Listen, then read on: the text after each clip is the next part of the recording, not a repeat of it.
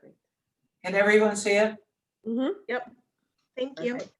Perfect. So I'm going to give you guys a quick overview of what our 2-in-1 program is, for those that may not know, or maybe just to kind of give you a refresher on it. So our 2-in-1 program, we service as an information and referral line, and we are a program of Interface and Children and Family Services.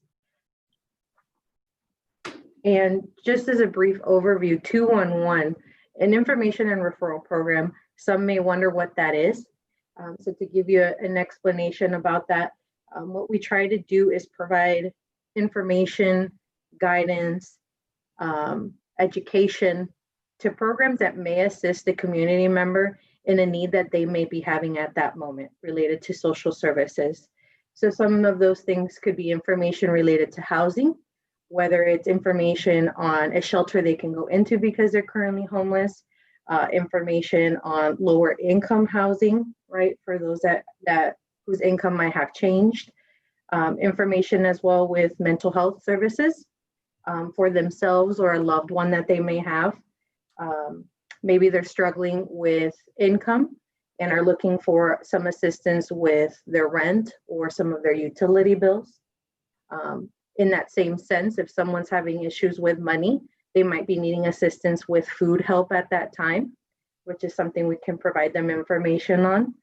And then we also do provide information during crisis. And what I mean by that is someone who's experiencing a mental health crisis, right? They themselves have a diagnosis or a loved one that they're in fear of and not sure how to assist them, as well as we have our team prepared to take on calls if there is a medical emergency to try and assist the caller as best as possible, or if they're in danger themselves, whether it's related to domestic violence or anything of that nature. Our 2-in-1 program is available 24/7 throughout the whole year, every single day. No matter what time you call, we have someone here. We do service Ventura County, but our center as well services about 40 other counties in California. So we are a pretty big center that we do try to help out a lot of our state. But right now we're focusing on Ventura County. As I mentioned before, we do service as a 24-hour line. And you can reach us via phone as well as text messaging us. Through phone, the calls and via text message, our calls are confidential. We don't share the information with anyone other than us trying to assist the caller as best as possible. Over the phone, we do offer over 150 languages, right? If someone's needing a specific language or dialect, we can get an interpreter on to try and assist us as best as possible so we can communicate appropriately with anyone. Over text message, we only offer that in Spanish and in English. Other languages, some of them do have special characters and such. So it's something that we haven't yet figured out how we can possibly bring that on to the community in need. With our calls, on average, it's about a 7-minute call.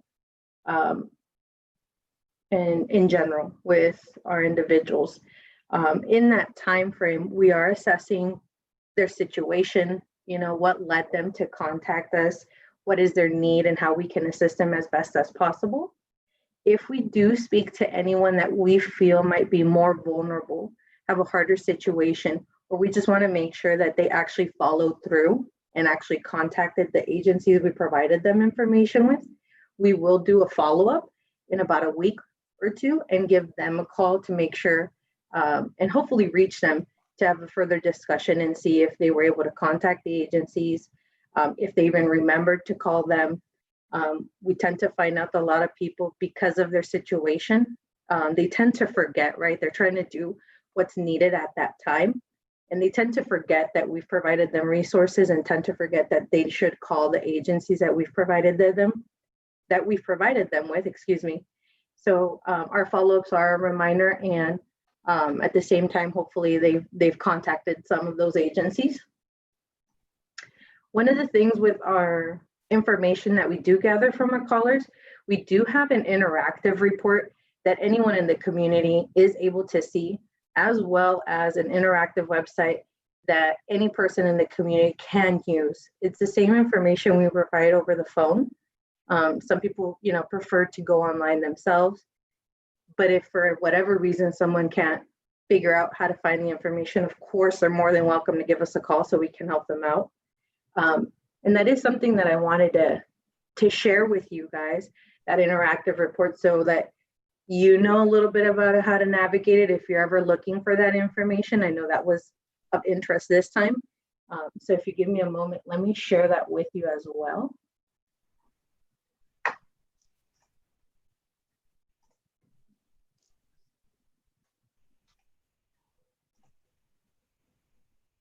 Are you able to see the website? Perfect.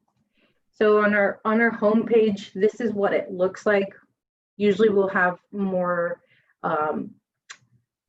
spotlights, highlighted information up at the top. Of course, coronavirus is one of the things up here. And then if you scroll down, you'll see icons of the more searched items that people are usually looking for, whether it's food, income assistance, crisis services, things of that nature. Or if people want to search on their own, there is a word search here that they can use and look up the information. So I just kind of want to let you guys know how that would be used. For example, if you're looking for information on food, because you're trying to find that information on where to go for the food pantries in the area. And then you type in a zip code. I'm just using a random zip code because I don't know them all. And it will provide you the information for that area that you could look at for food pantries and that information, right? That would be an example. And then if you click on the information, this is the information that we have available as well, our specialists. But of course, sometimes people get overwhelmed and aren't sure what they're looking at. So of course, they can always call us.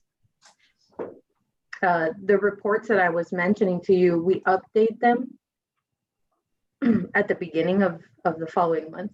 So right now we have the information up to October, the end of October. So if you go to the reports tab and you click our interactive report, you are able to see the information that we've gathered from our callers. And this is general demographic information.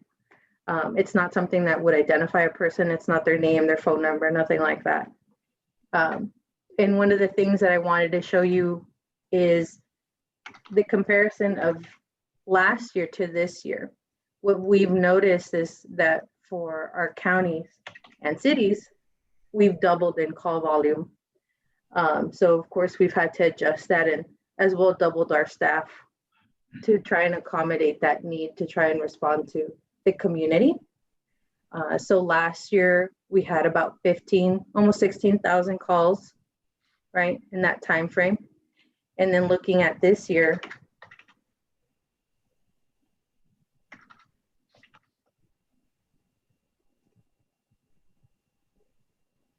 we've had 45,000. Wow. Which is huge. It's more than double. Oh, excuse me. That's wrong. I was like, that seems like a lot.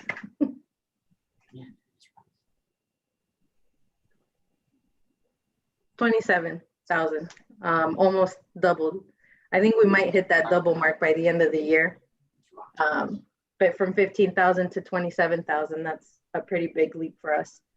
And I think I looked over the same thing for Thousand Oaks. It's also almost doubled as of last year. And again, you can filter this information as you please. So if we're looking just at year-to-date information for Thousand Oaks, we've had almost 2,000 calls this year. And it provides you the information that we have. So one of the things that I did want to show you is the needs categories. This is information that we gather as well. So if you were to scroll down the page, it lets you know that housing, which in many counties in the state of California is the biggest need. But if you click on the bar for housing, excuse me, and you see down here, you also see the word housing. It actually highlights it and provides you what information is under that.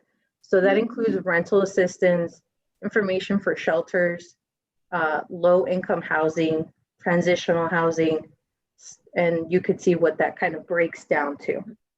So the same thing for if you were interested in the mental health services, it highlights mental health, and then it provides the resources and a breakdown of what that looks like. The information on here, it might look a little different for some people, or you might not understand what it is. The reason for that is because our wording for services, it's related to the agency that gives information and referral agencies accreditation, which is AIRS. It's a national program. So some of the wording seems a little funny for some people, but I just want to let you know it's not just random wording that we choose. It's from an accredited program that provides us the information that we can provide and how we search that taxonomy and that wording for our services. So that's kind of what I wanted to show you with that. This actually increased, I believe for last year, it was around the 20% mark. And this year it increased to 34%. Of course, the call volume has also increased. And that's kind of a reflection on that. From the beginning of COVID, right, in that March, April timing, I want to say that 100% of our calls were all related to coronavirus. And it was more related to what is coronavirus, what does that look like, what could be the symptoms, and do I need to go see a doctor? Now our call volume is looking to what is our normal, which is individuals asking for social services in general, right? Which was that list that I showed you on the PowerPoint. Housing, mental health services, rent and utility assistance. The piece though is that most of it, well, not most of it, about 20% of those calls in the root of it is caused by coronavirus. So what that means is I'm looking for information on rental assistance because I was laid off for a few months and now I don't have the income to make that payment. I need help with food because I got my hours cut and we need assistance with that type of call.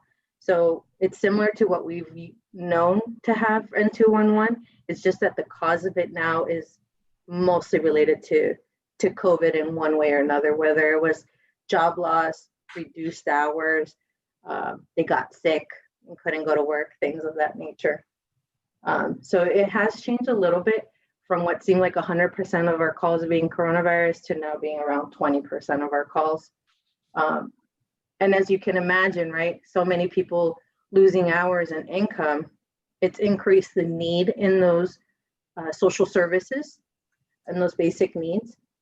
And of course, you are more than welcome to always go on our website and look through any of this information to kind of take a glance and see what that looks like. That's kind of what I have. That's great.